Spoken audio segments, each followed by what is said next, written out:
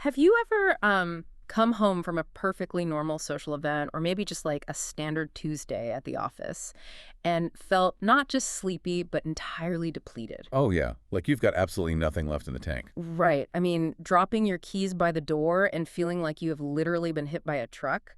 Your bones feel heavy, your brain is pure static, and the idea of doing something as simple as making a sandwich feels like trying to summit Mount Everest in flip-flops. It is a profound total system exhaustion. Mhm. And, for a very specific group of people, this isn't just an occasional bad day after a long week. It is a defining, relentless feature of their daily lives. Okay, let's unpack this because today's deep dive is centered on a resource that fundamentally changes how we understand exhaustion. It really does. We are pulling from an incredibly insightful guide created by Hey ASD, which is an autistic-owned and led platform. The guide is simply titled Autistic Fatigue.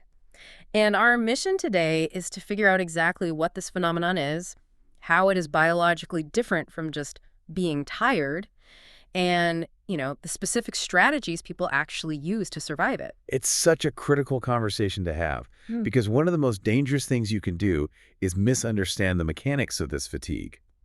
If you apply the wrong solutions, Like just telling someone to take a nap. exactly. Well, If you just tell someone to get more sleep, you are completely ignoring a much deeper neurological reality. there is a statistic early in the source material that absolutely stopped me in my tracks. Research suggests that up to 80% of autistic adults regularly experience this chronic fatigue. It 80%. is a massive number. It makes this one of the most consistent aspects of the autistic adult experience. Yeah. Yet, it remains completely under the radar for most of the general public. As we go through these sources, you can expect some major paradigm shifts, particularly when we start looking at the sheer friction that occurs when a neurodivergent nervous system is forced to operate in a world designed exclusively by and for neurotypical people. Wow, yeah. Well, before we can even get to how people manage this exhaustion, we really have to redefine what it actually is. Because reading through this, it becomes incredibly clear that treating autistic fatigue like regular sleepiness is just a recipe for a total crash. Oh, absolutely. We have to establish that biological difference right away. Yeah. Regular tiredness is an issue of energy depletion. Right. You go for a run, you use your muscles, you stay awake for 16 hours, and your cellular energy drops. The cure for energy depletion is straightforward: 8 to 12 hours of sleep. Your body rests, it repairs, and the energy returns. Precisely.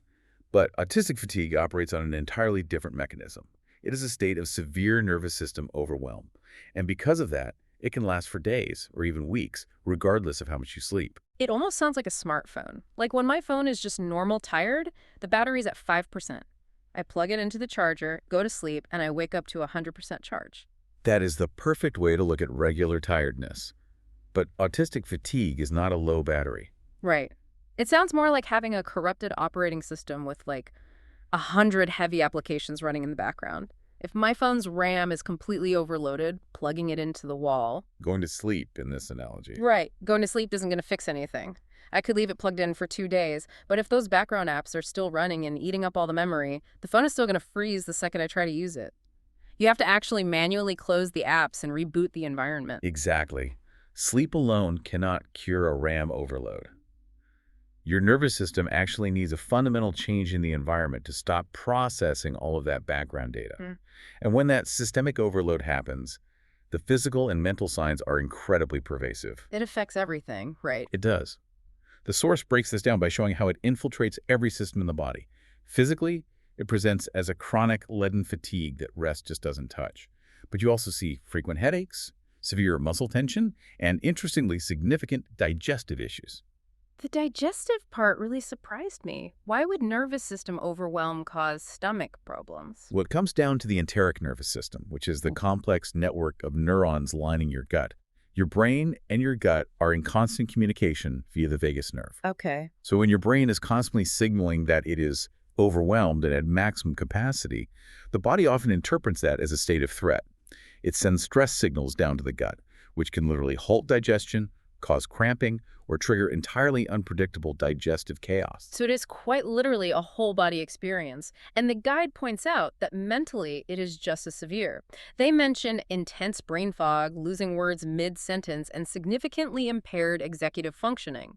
Now, we hear executive functioning thrown around a lot, but what exactly fails when that gets impaired? Think of executive functioning as the brain's project manager. It handles your working memory, your ability to sequence steps in order, and your capacity to switch from one task to another. Okay, that makes sense. When the nervous system is overloaded, that project manager essentially goes on strike. So you might know that you need to do laundry, but your brain can't break down the steps to actually start the process. Wow. And emotionally or behaviorally, the guide notes a drastically lowered tolerance for sensory input. Like, normal lights suddenly seem blinding. Everyday sounds start to physically hurt. Yes, and that loss of tolerance often leads directly to meltdowns or shutdowns. And it's so important to understand these aren't behavioral choices. Right, they're not tantrums. Exactly, they are neurological safety mechanisms. A meltdown is essentially a fight-or-flight response, an explosion of overwhelming energy because the system can't contain the input anymore. A shutdown is a freeze response, where the brain literally cuts off access to external inputs and sometimes even physical movement or speech just to survive the overload. There's this quote from a late diagnosed autistic adult in the HASD community that really captures this reality. They said, "I used to think I was just bad at adulting. After my diagnosis, I realized I'd been running at capacity for years and calling the collapse at the end of every day being tired." Running at capacity for years, Yeah. that phrasing is so critical because it shifts the blame. It reframes the exhaustion from some sort of personal failing or laziness into an objective systemic overload. Wait, I'm stuck on something here, and I want to push back on behalf of the listener. Yeah. Doesn't everyone get exhausted by, office politics or filtering out traffic noise or putting on a work face in meetings? Sure. We all do things we don't want to do. Why does this trigger a complete system failure for an autistic person rather than just normal annoyance? It is a completely fair question, but what's fascinating here is the sheer neurobiological scale of the effort. Non-autistic people certainly experience social exhaustion, but a lot of their processing happens automatically in the background. The guide breaks down three main invisible drivers of autistic fatigue, and they all center on conscious manual processing. The first driver is masking. Masking is a term that gets used a lot online lately. What does it actually entail in this context? Masking is the practice of consciously suppressing natural autistic traits Yeah. and manually performing neurotypical behaviors to blend in or stay safe. Okay. So imagine a non-autistic person having a conversation. Yeah. We're mostly just thinking about the topic. Yeah. An autistic person who is masking is essentially running a real-time translation app. Oh, wow. They are manually monitoring their eye contact, so it's not too intense but not avoidant. They are scripting out their responses in their head before speaking. They are artificially modulating the pitch and tone of their voice. And they're actively suppressing the physical urge to stim, which is how they naturally self-regulate. So, going back to the analogy, masking isn't just a simple app running in the background. It is like running a heavy 4K video editing software simultaneously while trying to check your email. Exactly. The source actually highlights a book called The Unmasking Years, which dives into the enormous cumulative cost of this constant performance. It is cognitively expensive in a way that non-autistic people simply never have to account for. And that is just the first driver. The second is the sensory processing load. Right, the environmental factor. Yes, for an autistic person, sensory inputs don't automatically get filed away into the background. Think about a neurotypical brain in an office setting. There's the hum of fluorescent lights, the smell of a coworker's lunch, the unpredictable noise of traffic outside. Yeah, you just tune it out. Right, a neurotypical brain has a built-in sensory spam filter. It notices the fluorescent light for a second, decides it isn't a threat, and basically mutes it. But the autistic brain doesn't mute it. Frequently? No. Due to differences in sensory gating, an autistic brain often receives all of these inputs continuously and with equal urgency. So it's always loud. Always.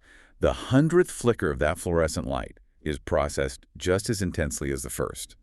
So sitting in a noisy office isn't just mildly annoying, it is a relentless, active processing task that eats up immense amounts of bandwidth. That sounds agonizing. If your brain is telling you every sound and smell is urgent data, I can see how the battery drains so fast. What is the third driver? The third is social and executive demands.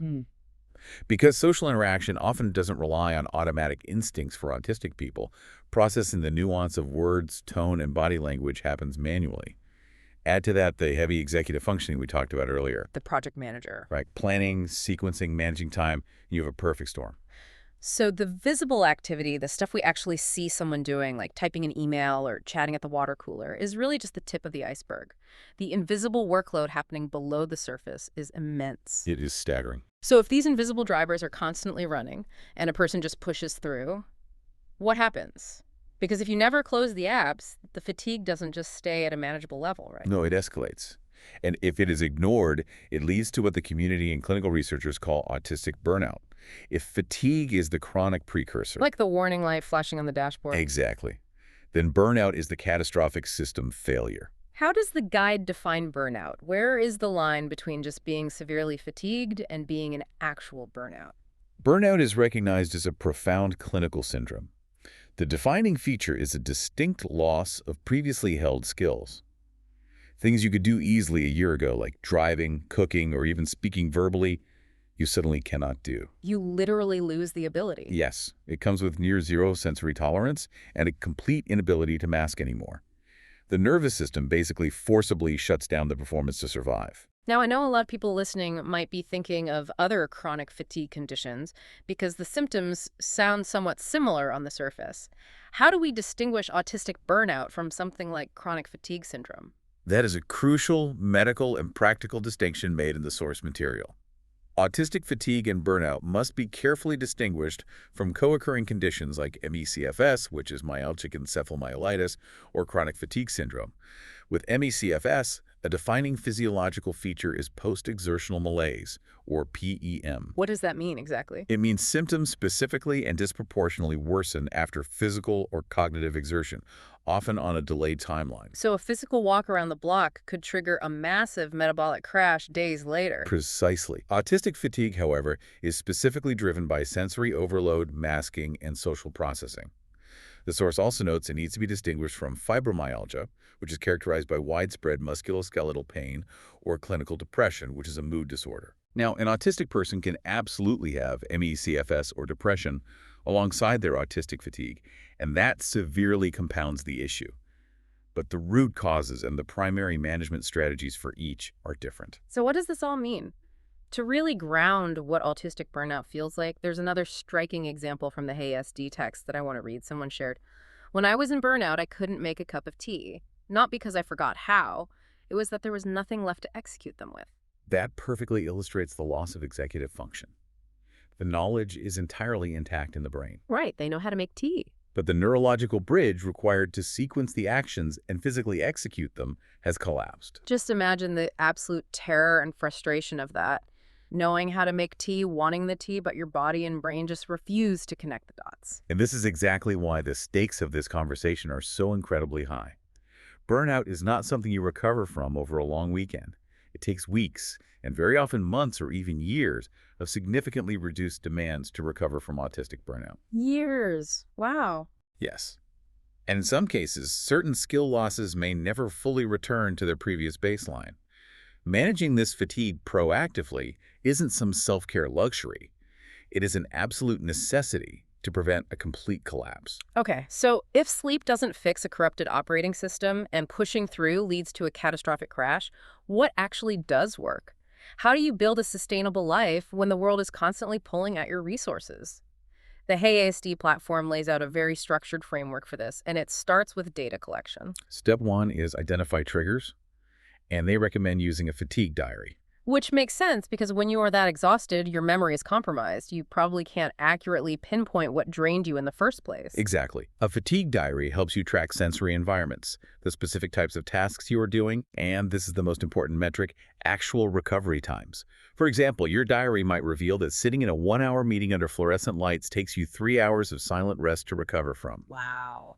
Meanwhile, a 3-hour deep work session alone in a dim room might require 0 recovery time. So once you have the data, you can actually see the math of your energy, which leads right into step 2. Conserve energy. You see the drain, so you have to modify the environment. Modifying the sensory environment is arguably the most impactful thing you can do. And this isn't about being pampered. It is about reducing the neurological friction. Right. It means actively using noise-canceling headphones in the grocery store to block unpredictable sounds. It means swapping out overhead office lights for warm desk lamps, wearing soft, tagless, fleece-lined hoodies instead of stiff professional clothes. You do whatever is necessary to reduce the background processing load. And the guide also points to reducing masking where it is safe to do so. I want to pause on that though, because for someone who has spent 30 years masking to survive socially or professionally, the idea of just unmasking has to be absolutely terrifying. It is terrifying, and the source is very careful to say where it is safe. The reality is many workplaces or social environments are not safe for unmasking, but finding pockets of your life where you can drop the performance is vital. Like what? Letting yourself physically stim to regulate your nervous system, or giving yourself permission to not force eye contact when you're speaking. That reclaims massive amounts of cognitive RAM. Which flows perfectly into step three. Create recovery systems. This isn't just about lying in bed. It is about designing genuine, low-demand time with minimal sensory load. And a huge part of that recovery system is connecting with autistic peer communities. Why is that specifically so restorative? Because it is one of the few places where the translation app can be turned off. Being in a space where masking isn't required and where your natural communication style is inherently understood without you having to manually adjust it for neurotypical comfort allows the nervous system to finally power down. There is a really fascinating insight in the guide regarding executive functioning support during this recovery phase. Another community member noted, the intention is there, the first step is there. Something between them just won't fire. Writing the step down doesn't fix it, but it makes it easier. That is the executive function gap we were talking about earlier. The project manager is on strike. Right, and the guide points out that things like visual schedules, alarms, and checklists are frequently misunderstood by the general public. People look at them as crutches or assume someone is just being overly rigid. But they aren't crutches, they are efficiency tools to externalize memory. That is a critical reframe. If your internal RAM is exhausted, you shouldn't be wasting your last 5% of energy trying to hold the steps for doing laundry in your working memory. Put it on a physical checklist. Get it out of your brain and save that tiny bit of remaining energy for the physical task itself. External systems support failing internal ones. But this raises an important question. How do you actually implement these boundaries in the real world? How do you explain to an employer or even your family that you can't go to the staff party or the family dinner without getting bogged down in all this medical jargon? Advocacy is incredibly difficult when you are already fatigued. For family and loved ones, the source suggests relying on metaphors, like the battery analogy or the spoon theory. Saying, I am physically running on fewer batteries today, helps loved ones view the limitation as a mechanical, biological reality, rather than taking it as an emotional rejection. And for the workplace, because I'm out of batteries, probably won't fly with a corporate manager. For employers, the guide's advice is highly strategic. Keep the conversation focused entirely on practical accommodations and outputs. You do not need to dive into the neurobiology of autistic fatigue or the trauma of masking. So you just focus on the result. Exactly. You say something like, I work significantly more effectively and produce better results using written communication rather than verbal meetings. Or, I can maintain a much higher focus on this project if I wear noise-canceling headphones. You frame the accommodation purely as a tool for productivity and efficiency. You are translating your nervous system's biological needs into the only language a corporate environment actually values. Output. That is so smart. It removes the vulnerability and just makes it a business case. Precisely. We have covered a tremendous amount of ground today. To wrap up this deep dive, the ultimate takeaway from the Hey SD guide really boils down to this. Your energy is finite, and it is incredibly valuable. Protecting it, setting firm boundaries, like getting comfortable saying, I need to check my energy levels before I can commit to that, and actively avoiding nervous system overwhelm is not laziness. Not at all. It isn't a lack of ambition. It is the absolute non-negotiable foundation of self-preservation. It is simply the work required to exist sustainably in a body that processes the world at a different volume. And I want to leave you, the listener, with a final thought to ponder as we close out. We've spent this entire time discussing how autistic individuals have to adapt, how they must manage their limited energy, and how they survive this fatigue. But if masking and simply existing in a sensory-hostile, neurotypical world are the primary drivers of this profound systemic exhaustion, what would our workplaces, our schools, and our public spaces look like if they were designed from the ground up to prevent nervous system overwhelm for everyone? Wow. That is a completely different paradigm. What if, instead of forcing individuals to constantly adapt, filter, and suffer the hidden costs of all those background apps running. We just change the operating system of the world. That is an incredibly powerful vision. A world where you don't have to spend every ounce of your cognitive RAM just trying to filter out the noise. A world where you don't come home on a Tuesday, drop your keys, and feel like you've been hit by a truck. You just, come home. Exactly. It benefits everyone. Thank you for joining us on this deep dive. Keep protecting your energy.